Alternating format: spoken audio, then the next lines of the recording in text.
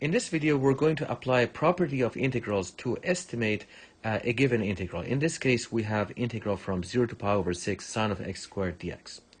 And the first part of the question asks us to show that sine of x squared is less than or equal to sine x for x between 0 and 1. So let's show that.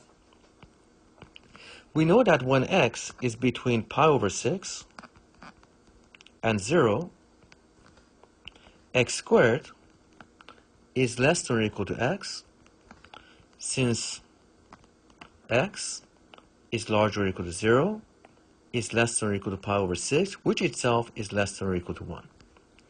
Now we know that sine x is an increasing function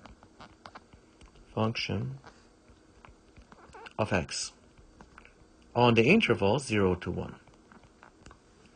That means sine of x squared is less than or equal to sine x on the same interval 0 to 1. We're going to illustrate this with a diagram. Here we have a graph of sine x on the interval 0 to pi over 6. And clearly you can see that sine of t squared has a smaller functional value than sine of t when x is between 0 and pi over 6.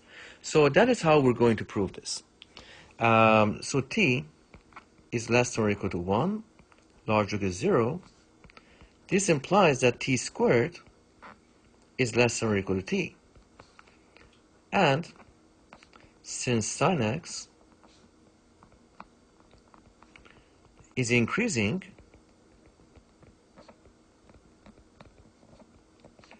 on the interval, the closed interval 0, 1, then sine of t squared, the functional value sine of t squared, is less than or equal to sine t on the interval 0, 1.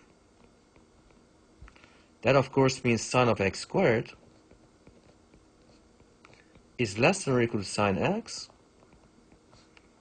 on the closed interval 0, 1. This is the proof of part A. Now let's look at part B.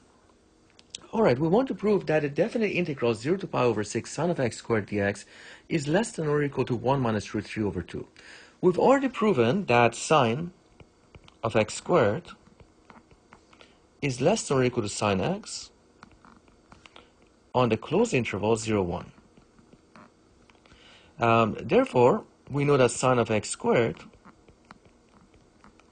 is less than or equal to sine x on the closed interval 0 pi over 6, because pi over 6 is less than 1. Alright, so now we're going to apply a property of integrals. The integral from 0 to pi over 6 sine of x squared dx is less than or equal to integral from 0 to pi over 6 sine x dx. We're now going to apply the fundamental theorem of calculus to solve the right-hand side of this inequality. The antiderivative of sine x is negative cos x, evaluated from 0 to pi over 6. We get minus cos of pi over 6 minus cos of 0. Cos of pi over 6 from the diagram to the right is adjacent over hypotenuse. That would be root 3 over 2.